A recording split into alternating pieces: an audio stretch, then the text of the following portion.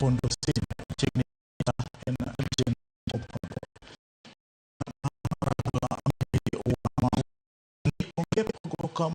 Kinde jatenda piny William Ruto kod jalupne Rigathi Gachagua koloso e gwenge ma Mwingi olero ni gwenge mag God Kenya pod oriwre kanyachiel e weche mag siasa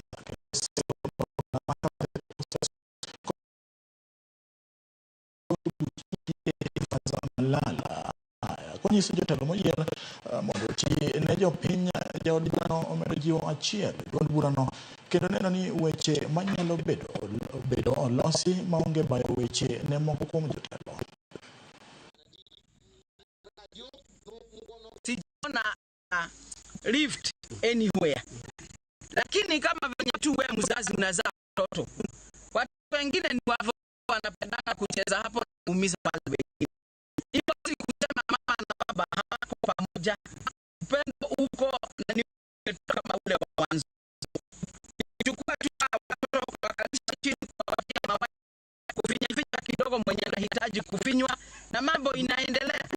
Na hiyo ndio tu kitu kidogo iko ya watu wengine ambao tuko nao kwa hii chama ambayo iko kwa uongozi Kenya Kwanza, ambao tu wameanza kurushania tu maneno kidogo kidogo, lakini hiyo si kusema serikali haiko timamu.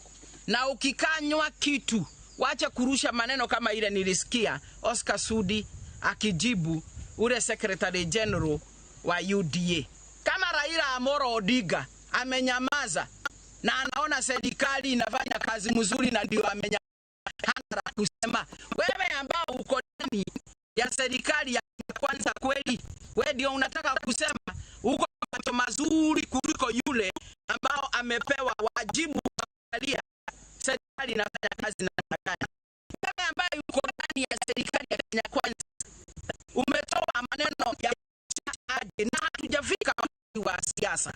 Na kama wewe ni supavu na unaelewa siasa zaidi, ngoja wakati wa uchaguzi uende kiti ile iko juu sana na uko na unatamani, lakini saa hii kwanza ufanyie wananchi kazi.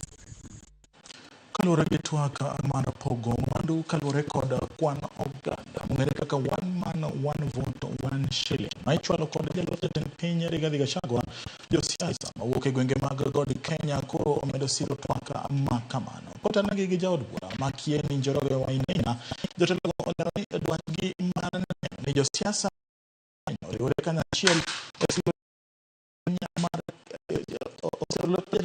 jatend We have said that we believe in one man.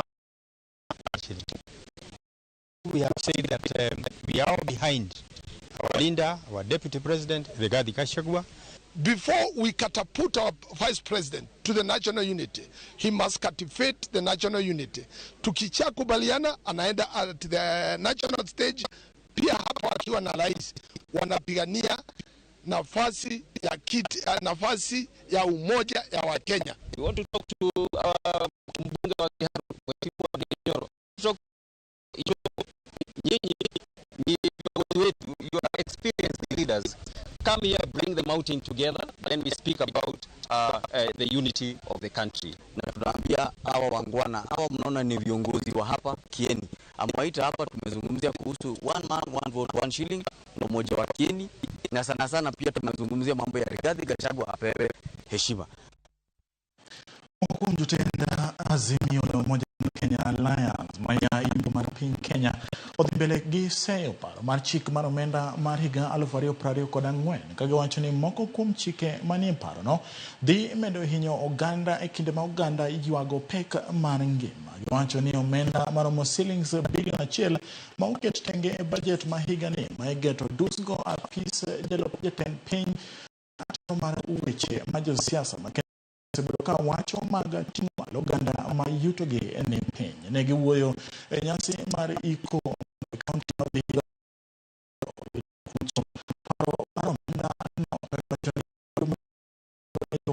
ka koro payo na chika makamago ile pesa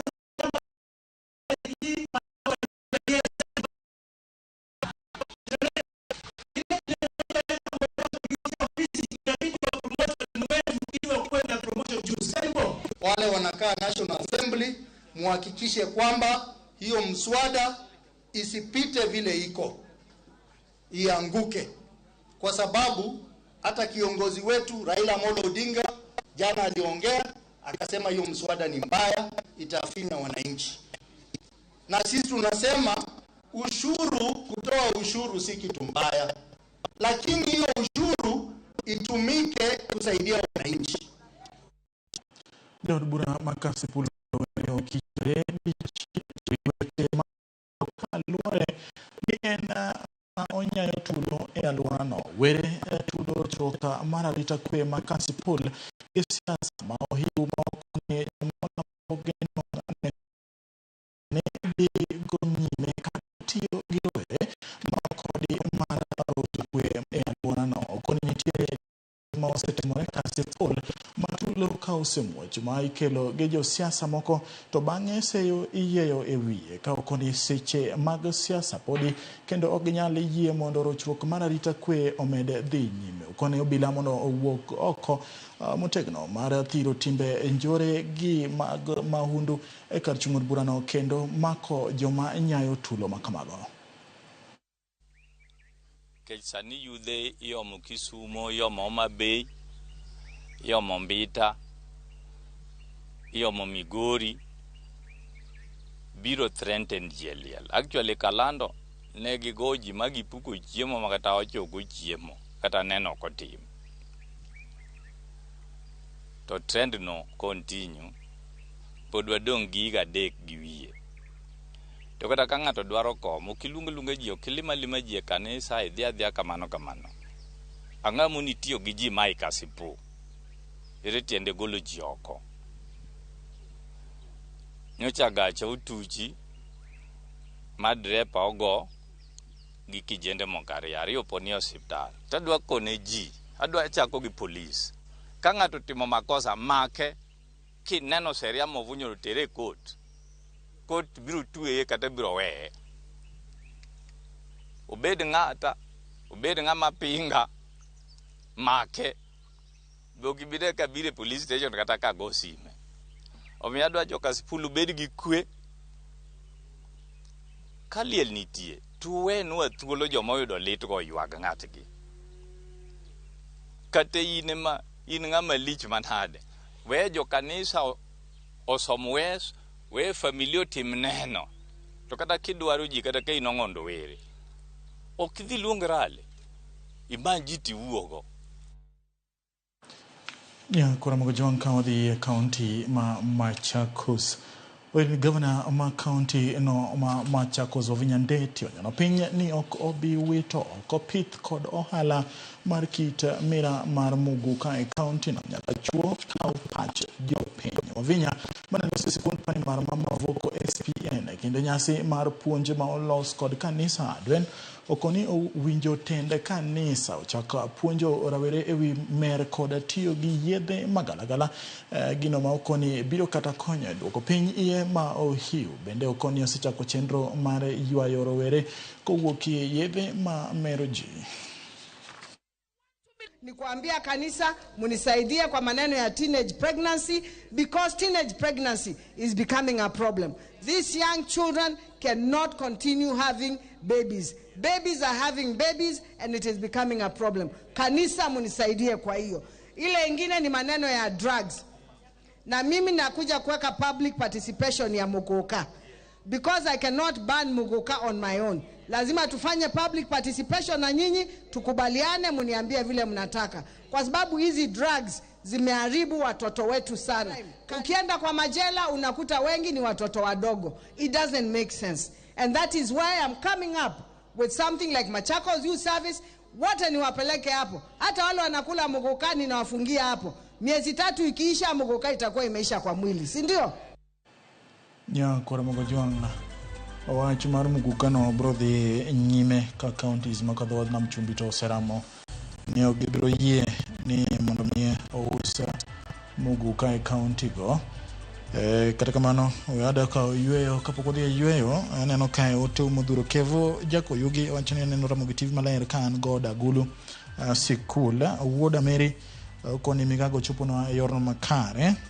Julius Okeyo jamfangano penjo mana nito kwani tinde jalup ker kata jalup jatend piny yorito geto mar State House odok thurgi Mount Kenya. Otieno Wuodo Ojunge wacho ni neno malayar kan tiela kisama Nairobi geja oda Gloria wasewuke kanisa. Julius Okeyo jamfangano pod meno wacho ni yawa iweyo oche dhi mako chiemo mano kututwe gi weche mag arita kwe mantiere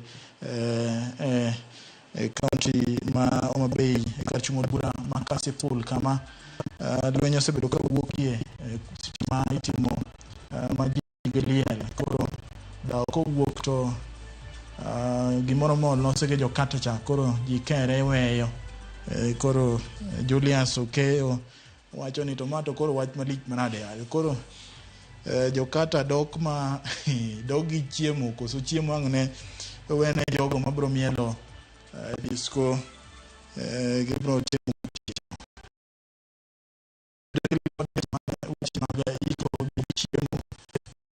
mkutwani tikembo nikachukua yueo tukukrani ngalepo tukachamo losno kauda simfruzo kinda weche magaliete matimre gwenge wa Makalo kikidhi maboro.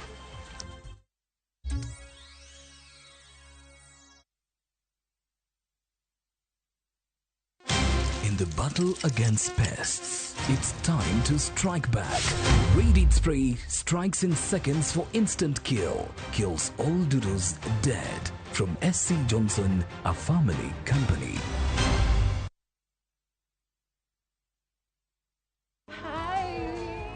Ngozi yako ina glow. Nilijipaka mafuta leo asubuhi nikikam lakini skin yangu ishaparara and it looks so dull. Sis, see it's the new Nice and Lovely Lemon Extract Body Lotion. Hiyo ndo secret yangu to a moisturized and bright skin. Usimix. New Nice and Lovely Lemon Lotion, enriched with vitamin C and sunflower seed oil for 48-hour nourishing glow and brighter skin. Try Nice and Lovely Lemon Lotion today.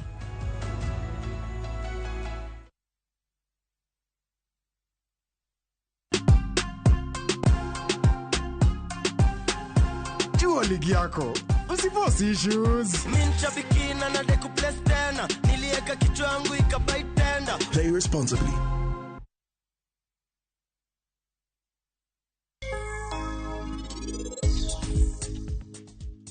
Samira Sani in kedika yemenyalo dak gi sarap godo ni in bed dute ngima kubimiyo thuolo mar ariyo kendo pari ini wuon Yuvi onge gimoro amora ma Yuvi biro wacho ni nikech en sani ok odwa wuoyo gi ng'at ma nonego wuon ki en ok odwar to kendo ok odwar ok obi wuoyo koda nikech in kata wich kuot apo ni un obiro gombo neno mamau apo dwaro ni mondo un opar miriambo ma en nonyisou higni 5 manokalogo. Yud ber duto ma pien dendi dwaro ka itiyo gi mo mar del mar Sawa Milking Jelly. Ma en mo ma inyalo geno kuome. Ober ne yiero mari kawuono e duka man machiegni kodi.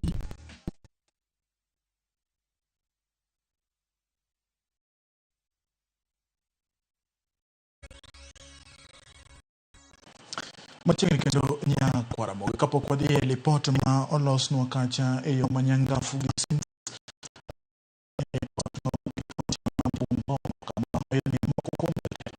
kaunti ma Bungoma okoro jatend piny Kenya Rigathi Gachagua kuom nyayo siasa mapogo ganda e pachoka kaga wacho ni mage gin timbe makelo pogruok mag dhoudi e kind oganda. Ne giwuoyo e kinde nyasi ika moro manobagi Kimukungi e kar chung'od bura makandui kama notelegi gi spika mar od bura mamalo Moses Wetangula koro gilero ni chike mapacho kama nokadhi higa mar 2010 ni piny Kenya en piny achiel ka ok odewo gwenge mapacho ka kowacho ni kit siasa mag Gachagua osebedo ka goyo biro pogo oganda jo Kenya gisundo Rigathi mondo olok pache kendo ogo siasa mariwo oganda.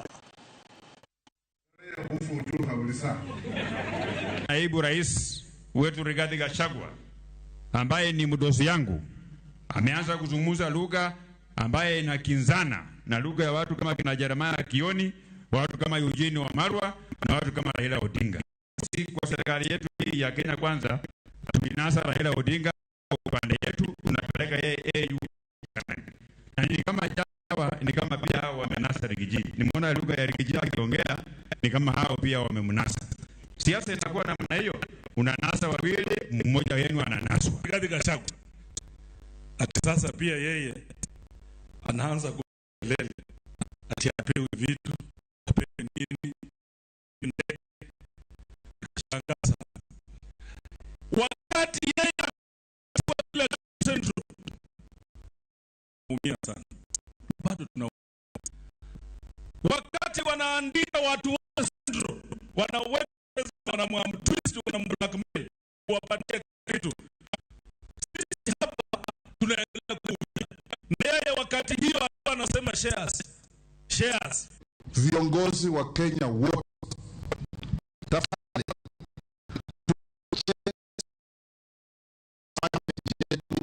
kwa misingi kabila. Kenya under our constitution 2010 is a unitary state sharing power between the national government and the devolved units. Watu wangu, wewe ni adui wa Kenya. Nengo liel onga umalo kaluo osebedo ka mbiro pare kindo kanda mapo bedo ni jomoko wacho mana ni en nyasi kido mar oganda luo dwaro koro nitiere mondo oganda luo oduok piny nengo liete kalore koda nengo ngima masani medo mana ilo. Sifa Sokinda miyo aler mathoth. Commercializing burials today is not African, it's un-African. People used to be buried either the same day or the following day when they died. Burial funeral was not an enterprise as what has come today. Mano gai marazimio Raila Odinga e nyasi maralam ni ringre mane en jamadar Francis Ogola. Raila sejo piny kuom ng'awo nengo lieti. Raila wacho ni loko lieti ohala ok en kido mar ja Afrika. Ni ko jigi par kata go bokra bolo kata gi weche machalo kamago nikech wach sanduku gi gik moko masani tinde nitie gi ne onge to bende iko ne kaji biro ni iko weche machalo ne ok biro mang'eny ma otiyo yangu ma to ne bi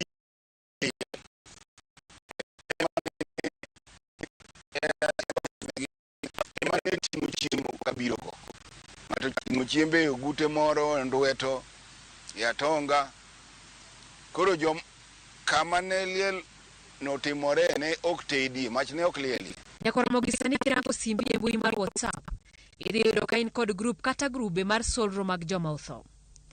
Kato bedo ni gin grube ma ji donje gi chuny mar konyo e kopo mogik mag joheragi, nitie penjo mathoth kaluwore kod budget to kata mana nengo mag gik moko ma idwaro. Mae chalo mana ni liel osebedo ohala maduong'. Jomoko donje komiti kanyo gi neno mar ni wa escalate nengo abro yudo tenda an mabro kelo tent an madhi kelo matokni magolo ji Kisumu airport akawo tenda no an madhi kawo tenda mar Twengo omiyo kata na Kristo ibiro ni ng'ato tho kanyo ng'ano le magi maber podi ndio mogi magi bi mami pesa to bakano ma chapa Abraham acha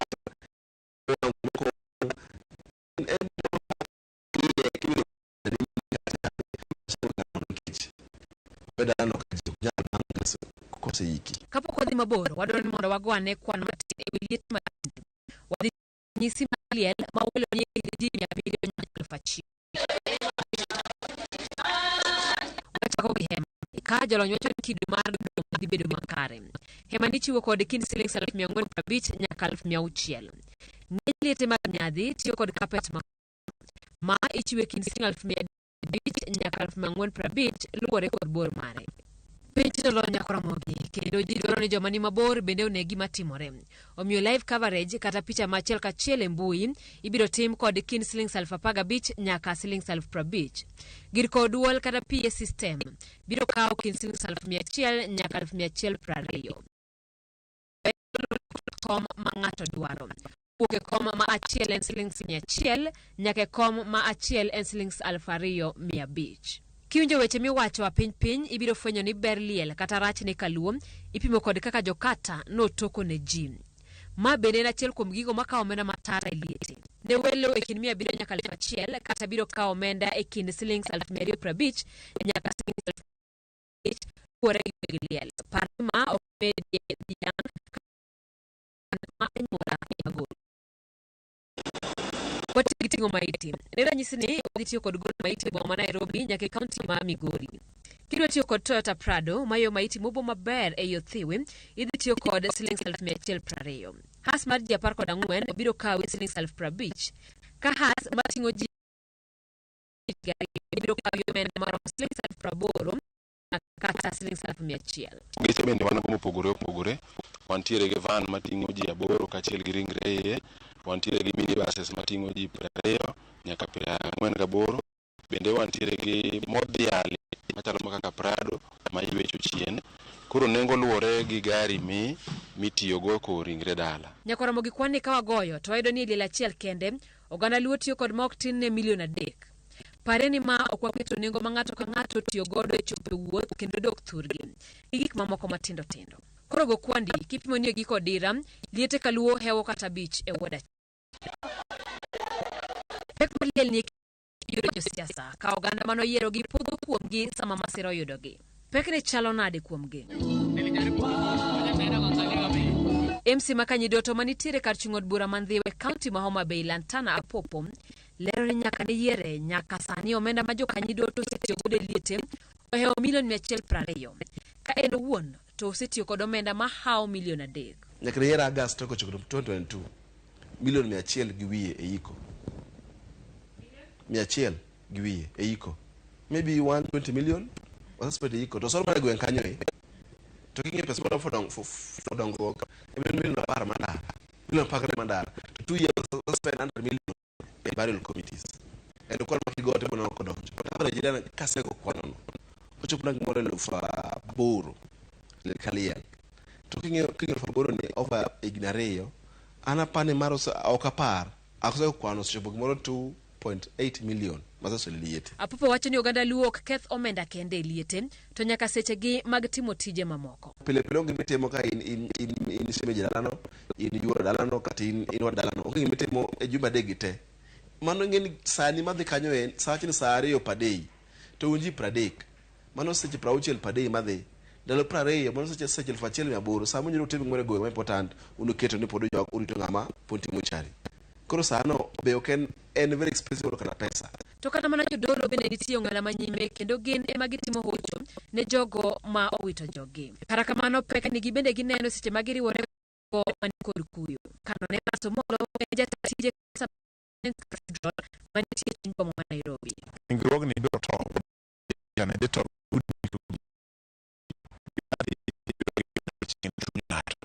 okato ni mondo ikigiro rachwara gi sanduge magala maricho to onengo waduokie nengo piny. Ranyisi makende ma wan go en kaka noik Jawar. No boya kisomo kata ndiko. Boya go tamba. To kete kacha to ike. Kane Jamadar Francis ogolo wito ngimane, oganda nigi geno ni nyadhi mare kotelo kod apisi mane ntiere nyaka thone ne dhi miyo liende ng'awo. Gino mane ok ochopo kare kaluwore kod dwaro ma ogola noweyo. He told me, Perez, a soldier can die anytime. So if I die, I need to be buried within 48 hours. I said, what do you mean? And then he said, Perez, I know you can give them problems. So I'm adding you more hours. Let it be 72 hours. The second thing he told me, I have to write them down so that I don't talk of my own case. The second thing he told me, he took me to the graveside and he told me, this is where I'll be buried when I die. Ewi mano gola bende noik maonge sanduk mana kaka nodwaro. Liendo gola noweyo ji mathoth gi penjo ka jomoko wacho ni mano e kaka liete onego tim. Sani sama koro ka ng'ato tho onego dawa ngiewo machon cha ikane kata kuom ndalo 3 tiboyi gi sanduk moro kata ma 3,000 mama cho bogo gola cha tidhi tikane. Jaluo yie bie rambe mar liel to korka kiluonge rambe mar nyathi moro dhi sikul kata sama ng'ano ka tuo kapod ngima tiyudo go koro biro nikech koro gidhi chiemo. Ndalo korona ne waneno ka liel ne ok miwa garama kendo ne ok mijowa garama. To nyaka sani be pok aneno ng'ama kata ng'ama sani ng'ato duogo ni chieno ni nok ochiemo e liende. Giduto te osedhivona makare. Jaluo kendo onego loke. Ma en timwa nonyuologo wabiro tho ibiro ikwago wawe jaluo no mos. Mane jaluo ni ng'at ma kata ka onge pesa tiyudo kogo sut maler to yo ofuku ne kata siling 10 onge go mano jaluo.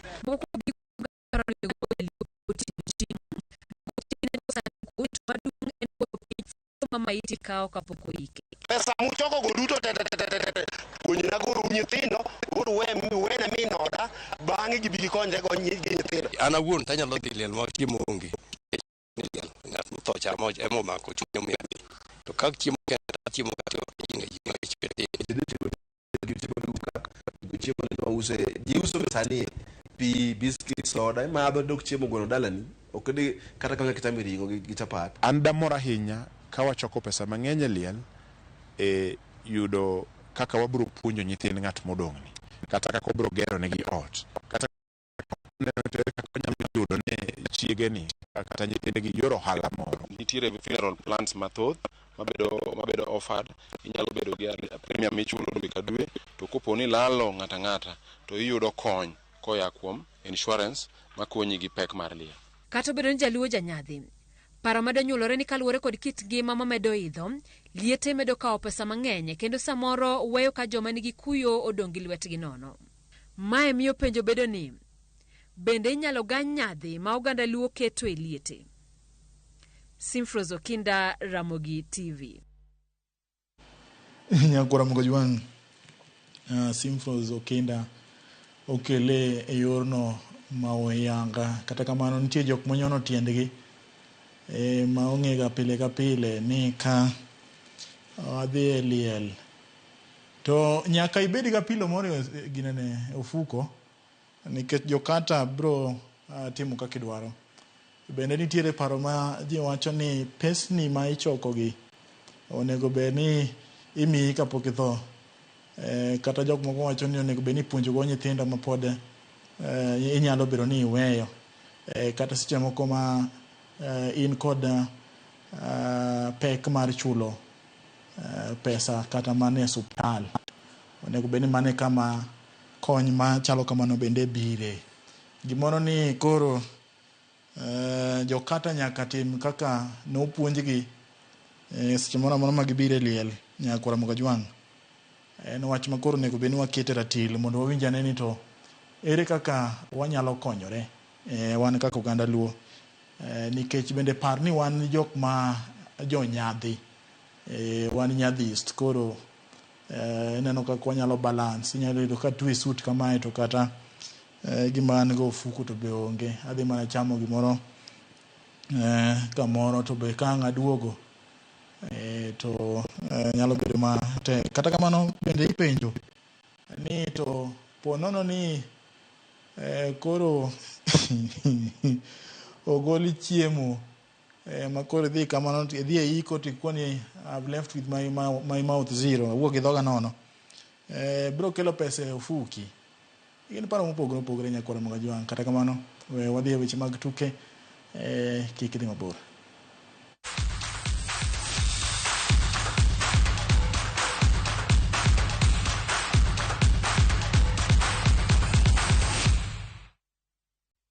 Tim Kenya matugo tuke mag adhula jotugo ma higni piny mar 17 kidieny mar nyiri notimo orako margi e alap ma Abebe Bikila e piny mar Ethiopia motelo ne tukgi mar manyo tiko tuke mag pinje duto. Kenya biro rakore gi tim mar Burundi tielo mokwongo kendo mogik manyo tiko tuke pinje duto e tugono ma ibiro bagi e alap ma Abebe kochakore sa 10 kawuono. Kenya biro bago tielo mar ariyo kapok jaloch kendo timbe ariyo gi ng'ado tiko mar yoro tuke mag pinje duto biro bagi e piny mar Dominican Republic dwe mar 10 higani.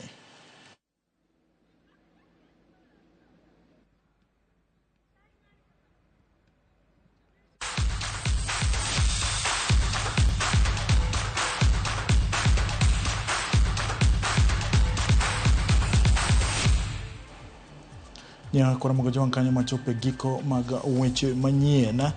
Chendo ni mar migago Ruth Nyathi Ochieng' wacho ni pek mar liel okrach nikech mano emomiyo iluonge ni last respect. Maisha ni yangu, mazishi ni yao. Kwa mgojwango tek manade. Eric Odemo kaya chunge Kanyamkago opondo. Woro kaka liel asara chiemo otia peliel. Onge jok madhi gidho ginono. Nyakwara mano ana nyakwara Simi Alfred Lodge wacho ni onjoro mag TV kendo nene yoro makare ahinya ka entiere ungo karungo wacho kata weche mag liel ne gik ma onego beni koro jo Kenya kata jo Luo koro goe tamsi ging'eni to ere kaka inyalo kony jogo ma odong'. Nyakwana mwajango akwanyi beri koro dichieng' makare kango chopo sa par tim mar Junior Starlets biro lakore gi tim mar Burundi piny mar Ethiopia tuke mag manyotiko tugo tuke mag pinje duto jotugo ma higni 17 ka giloyo Nyakwana Mugojwana to biro bedo tim mokwongo mawuok Kenya ka tugo tuke mag World Cup. Bedo chieng' makare nyinga en James Opa.